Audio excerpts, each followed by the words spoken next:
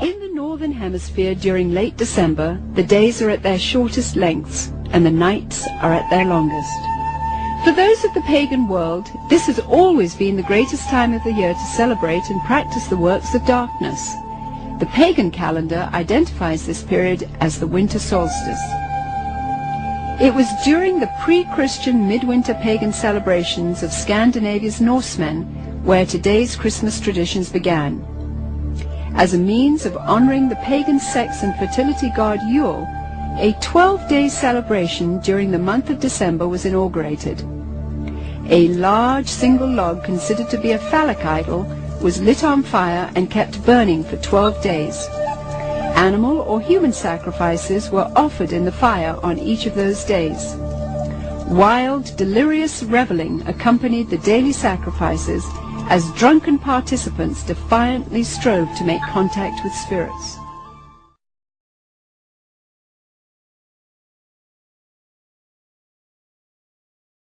In pre-Christian Rome, celebrants were paying homage to their own gods during the winter solstice. Witchcraft traditions hold that a number of pagan gods were given birth during this period, including Dionysus, Attis, and Baal, chief male god of fertility and licentiousness.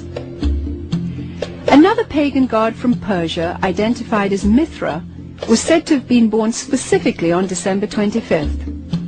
Mithra was the god of the unconquerable sun, the god of the light between heaven and earth, worshipped at that time by an influential Roman cult.